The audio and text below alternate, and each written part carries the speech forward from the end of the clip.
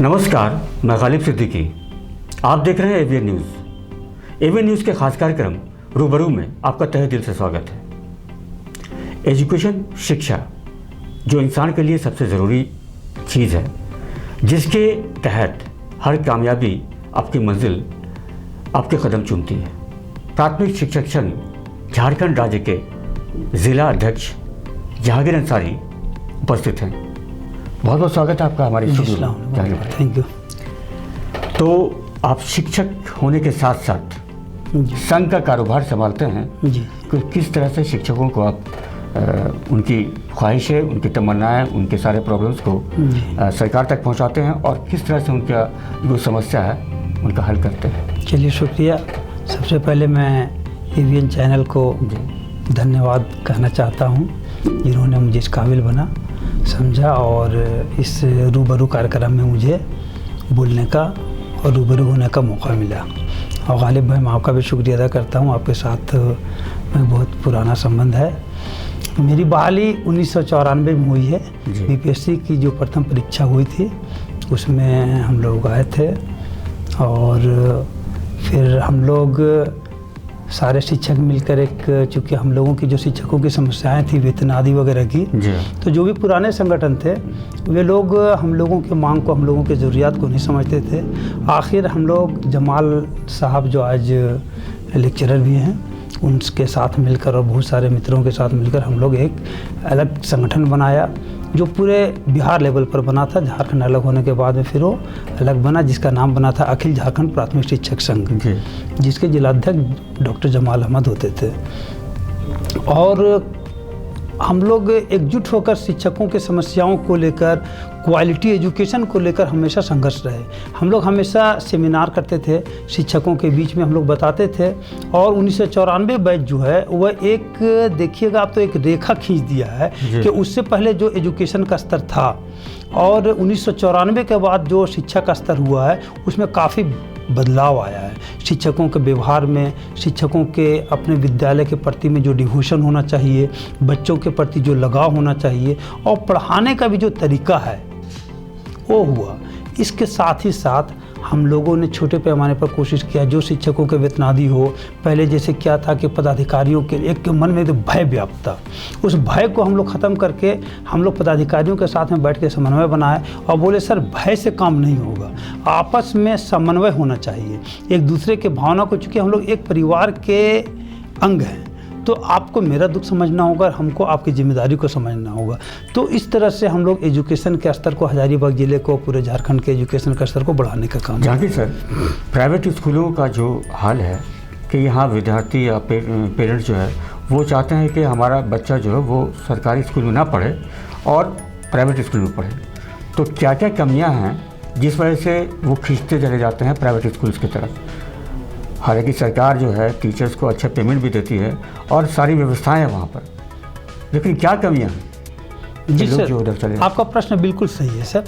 और मैं एक चीज़ बताना चाहता हूँ और आपके माध्यम से, आपके चैनल के माध्यम से मैं टोटल झारखंड वासियों को भी एक अपील करना चाहता हूँ कि जो भी सरकार में नौकरी में आते हैं वे, जैसे चाय है, छकनी है, उसे छन के आता है। तो बहुत सारे परीक्षाओं को पास करने के बाद एक योग्य शिक्षक सरकार आपके लिए उपलब्ध कराती है। तो एक बात तो है कि यहाँ के पब्लिक को, अभिभावक को शिक्षक पर भरोसा करना चाहिए। दूसरी बात मैं कहना चाहता हूँ कि सरकार को भी शिक्षकों को काम करने की आज़ादी देनी चाहिए। शिक्षक की बहाली सिर्फ विद्यालय में पठन पाठन के लिए होनी चाहिए, बट आप देखेंगे कि 28 तरह का काम शिक्षकों से लिया जाता है। नहीं, कई स्कूल ऐसे हैं जो पारा शिक्षकों के ज़रिए चल रहे हैं, वहाँ पर सरकारी शिक्षक है नहीं, तो ऐसे स्कूलों का आपने मुआयना किया या फिर उसके बाद जो है आगे तक पहुँचाई है कि नहीं आपने? बहुत सारे स्कूल्स हैं जी जहाँ सिर्फ पारा टीचर ही देख रहे हैं सारे स्कूल। जी मैं बताता हूँ, तो फिर चाहे प्राथमिक हो या मिडिल स्कूल हो या हाई स्कूल हो। आज की तिथि में जब झारखंड शिक्षा परियोजना, बिहार शिक्षा परियोजना आया था तो उस वक्त एक कॉन्सेप्ट था कि प्रत्येक किलोमीटर के रेडियस में स्कूल खोला जाए, स्कूल आपके द्वार कार्यक्रम। ये वो सरकार की बहुत अच्छी कार्यक्रम थी। तो इसमें क्या था कि एक ईजीएस स्कूल खोला गया था जहाँ पे वहाँ के लोकल लोगों को रखा गया था। आज वे पारा टीचर हैं और अब वो जो है वो सहायक अध्यापक के रूप में हो गए हैं। तो वहाँ पे आज आपको बताते हैं कि कोई भी सरकारी प्राथमिक विद्यालय, मिडिल स्कूल या हाई स्कूल में जो है वो सरकारी विद्यालय, सरकारी शिक्षक विहीन नहीं है। सभी में सरकारी शिक्षक है, सिवाय ईजीएस को छोड़कर, जिसको आज हम लोग एनपीएस भी बोलते हैं, 9 प्राथमिक विद्यालय। और अब बहुत जल्द अगर सरकार वहाँ पे यूनिट सैंक्शन कर दे, समस्या वहाँ नहीं है। देखिए सर, एक बात बताता हूँ कि जो शिक्षा है वो एक टेम्पू की तरह है, और टेम्पू में जिस तरह से 3 चक्के होते हैं, उसी तरह से एजुकेशन डिपार्टमेंट को चलाने के लिए 3 महत्वपूर्ण चीज़ें हैं। पहला एक है शिक्षक, दूसरे है सरकार, और तीसरा है अभिभावक एवं बच्चे। जब तक यह तीनों चक्का ठीक नहीं होगा, जैसे आप देख लीजिए कि सरकार सारा व्यवस्था दे रही है, बच्चों को मध्याह्न भोजन दे रहा है, बच्चों को पैसा दे रहा है, किताब वगैरह सब दे रहा है, लेकिन क्या है, उसके बाद भी गार्जियन जागरूक नहीं है। बच्चे वहाँ पे या तो मध्याह्न भोजन खाने के लिए आते हैं, या बच्चे आते हैं तो उसके गार्जियन एक्टिव नहीं है कि बच्चों को टाइम पर स्कूल भेजें, साफ सुथरा से स्कूल भेजें, और कंटिन्यू। मैं देखता हूँ, मैं भी शिक्षक हूँ, मैं यहीं पर बगल में नावाडी स्कूल है, मध्य विद्यालय नावाडी, वहाँ पे मैं शिक्षक हूँ। मैं देखता हूँ, मैं बहुत, हम लोग तो जाते हैं गांव-गांव में, लोगों को बोलते हैं, वहाँ पे ज़्यादातर मैं बताता हूँ आपको कि दलित वर्ग के बच्चे हैं, मैं उनके यहाँ जाता हूँ, लोग आने के लिए प्रेरित करते हैं।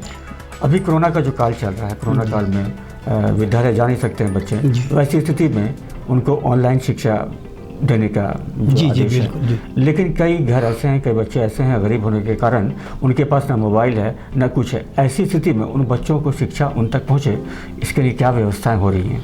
सर, बहुत मैं ईमानदारी से बताता हूँ कि हमारे सरकारी स्कूल में वैसे बच्चे पढ़ते हैं जिसको भरपेट भोजन नहीं मिलता, अन्न नहीं मिलता, इसलिए सरकार ने व्यवस्था किया है कि उसको मध्याह्न भोजन और पौष्टिक भोजन दें। और आप वैसे अभिभावक से उम्मीद करते हैं कि उनके पास में एंड्रॉयड मोबाइल हो, और जिसका रिचार्ज भी प्रत्येक महीना कम से कम 300 रुपया है, तो और एक एक गार्जियन के 2 बच्चे हैं, 3 बच्चे हैं, तो वैसे में सारे बच्चों को ऑनलाइन एजुकेशन देना, हाँ, लेकिन संभव नहीं। बट इसमें भी बहुत सारे एक्टिव गार्जियंस हैं जिसके पास अवेलेबल है, तो हम लोग वैसे बच्चों को जो सरकार के द्वारा DG साथ के द्वारा जो मटेरियल आता है, हम लोग ऑनलाइन शिक्षा देते हैं, ऑनलाइन क्लास लेते हैं। लेकिन इसके बाद भी वैकल्पिक व्यवस्था हम लोगों ने किया है, हम लोग टोला क्लास लेते हैं सर।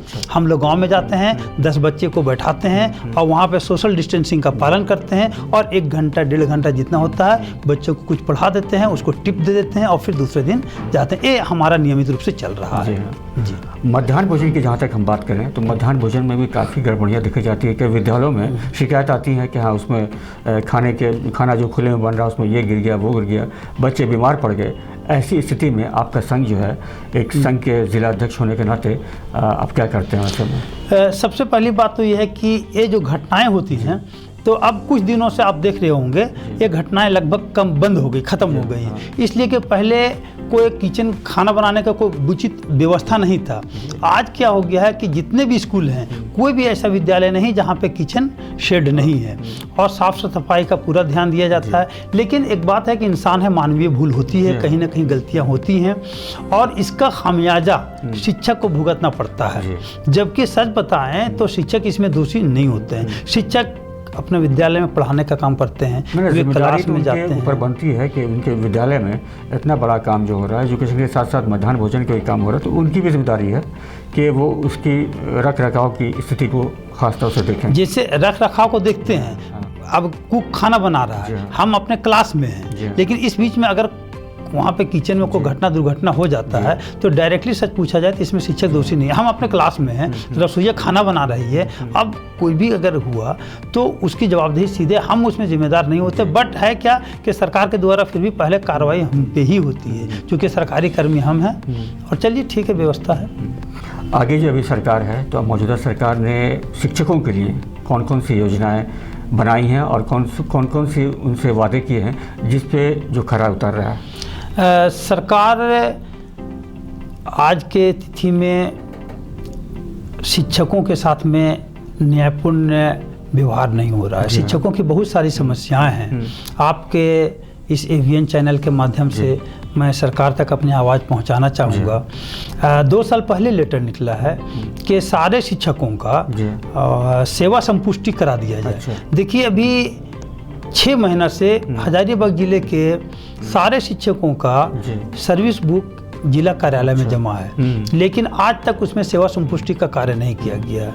मैं आपको बताऊं, हम लोगों को नौकरी किए हुए लगभग 28 साल हो गए, बहुत सारे प्रमोशन मिलनी चाहिए हम लोगों को, लेकिन तो इस बात को लेकर आपका प्रतिनिधिमंडल राज्य सरकार से बात हुई? जी, कई मौका पर कई बार हम लोगों ने जिला अधिकारी से बात किया, जिला के पदाधिकारियों से बात किया और सरकार के संज्ञान में भी दिया। हमारे राज्य स्तर के जो पदाधिकारी हैं वे जाके अपने सरकार से बात की है और उनका निर्देश भी प्राप्त है कि जितना जल्द हो। लेकिन इसके बावजूद भी आज भी सरकार जो है वो इसके प्रति गंभीर नहीं है और शिक्षकों को जो समस्याएं हैं वो आज भी, जैसे मैं आपको बताना चाहता हूं कि बहुत सारे 15 में बहाली हुई शिक्षकों की, 16 में बहाली हुई, उसमें क्या हुआ कि हजारीबाग जिले के लोग गिरिडीह जिला में चले गए, देवघर चले गए। तो एक बार मौका मिलना चाहिए सरकार को पारदर्शिता के तरीके से, और उस सारे लोगों को एक बार मौका मिलना चाहिए जो अपने अपने गिरिडीह जिला में आ जाएं। अब मान लीजिए कोई नौकरी कर रहे हैं हजारीबाग में है और उनका आवासीय है जो देवघर में है, तो उनको बच्चों को परवरिश करने में, उनके बच्चे के पठन पाठन स्वयं, और एक चीज़ देखिए सर, जब तक मन स्वस्थ नहीं होगा, मेरा ध्यान रहेगा वहाँ पे, तो फिर हम कितना अच्छा काम कर सकेंगे। इसलिए सरकार को एक बार मौका देना चाहिए और जल्द देना चाहिए। मैं ये सरकार से आपके माध्यम से मांग करता हूँ। विद्यालयों में उपस्थिति को लेकर, बच्चों की उपस्थिति को लेकर और क्या प्लानिंग जो है आपका संघ जो है कर रहा है? कई विद्यालय ऐसे हैं कि जहाँ पर बच्चों की उपस्थिति बहुत नगण्य रहती है, लेकिन वैसे विद्यालयों में मध्याह्न भोजन भी हो रहा है, उनके घर तक पहुंचा दिया जा रहा है। तो ऐसे विद्यालयों के लिए संघ क्या करता है? सर मैं बताता हूं कि हम लोग शिक्षक संगठन का सेमिनार करते हैं। हम लोग जब प्रति माह हम लोग शिक्षक संगठन का बैठक करते हैं, बात करते हैं, और हम लोग एक बात सारे शिक्षकों को बताते हैं और आपस में चर्चा करते हैं कि देखिए हमारा मूल उद्देश्य और हमारा फर्ज भी है लोगों को इल्म हासिल देना, और हमारा देश तभी तरक्की करेगा जब लोग हमारे शिक्षित होंगे, और इसी के लिए सरकार हमें तनख्वाह देती है और उस तनख्वाह से हमारे बच्चों की, हमारे घर वालों की परवरिश होती है। नहीं, कई पेरेंट्स ऐसे हैं, गरीब घराने के बच्चे हैं, तो वो बच्चों से काम करवाते हैं, जिस वजह से वो, उनका कहना है कि उस वजह से वो बच्चों को स्कूल नहीं भेज पाते हैं। तो उनको जागरूक करने के लिए आपकी भी जिम्मेदारी बनती है कि किस तरह से उनको जागरूक किया जाए कि वो पढ़ाई को ज़्यादा ज़रूरी समझे।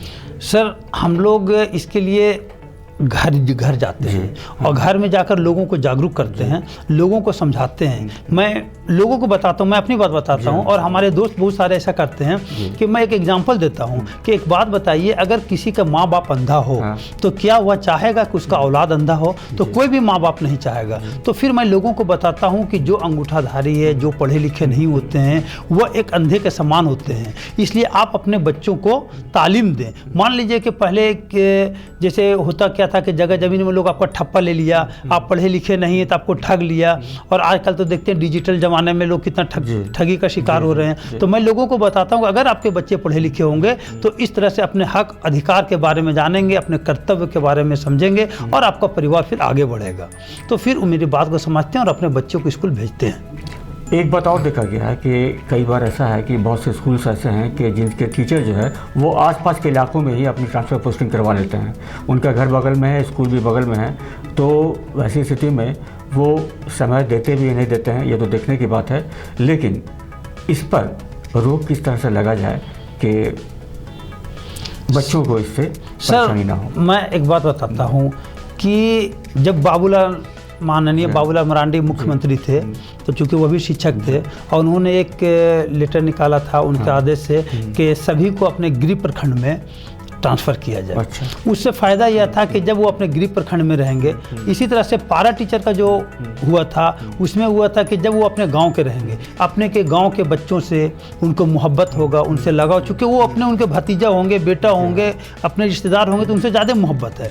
तो इस तरह से अगर शिक्षक अपने गाँव के नज़दीक में है तो सब उनके इलाके के लोग हैं, सब अपने लोग हैं, और अपने लोग हैं तो अपने लोग डरते भी नहीं हैं। अगर आप स्कूल नहीं जाएंगे तो आपके लोग, आपके चचा लोग, चचेरा भाई लोग आपको बोलेंगे कि भाई आप स्कूल नहीं जा रहे हैं, आप क्या कर रहे हैं यहाँ पे, तो फिर आपकी जवाबदेही बढ़ जाती है। और फिर आपको मैं एक बात मानता हूँ सर कि जिनको भी देश से प्रेम है वो अपने काम से गद्दारी कभी नहीं करेगा, वो ईमानदारी से काम करेगा और तभी वो अपने फ़र्ज को अदा करेगा।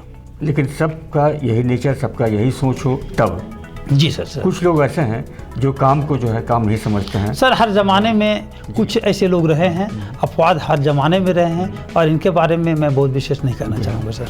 अच्छा, संघ के जिलाध्यक्ष होने के नाते जो है आप अपने जितने भी आपके स्कूल्स आपके अंदर में आते हैं, उसके अंदर जितने शिक्षक हैं, उनको क्या संदेश देना चाहेंगे आप? सर मैं तो यही कहना चाहूँगा कि अल्लाह ताला ने जी हमें अशरफुल मखलूक़ात बनाया है, और मेरा फ़र्ज़ बनता है जी कि जिस चीज़ का हम रिज़्क खाते हैं जी उसे मैं हक़ से अदा करूं, ताकि इसका फलाफल हमारे बच्चों को अहल-व-याल को मिले।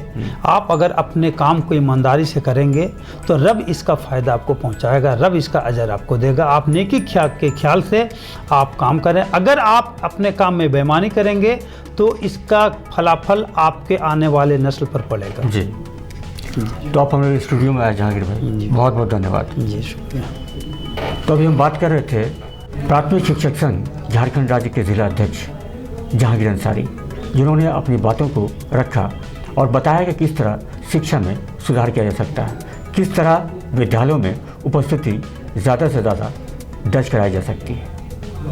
आप हमारे साथ बने रहिए खबरों में, देखते रहिए रूबरू कार्यक्रम। धन्यवाद।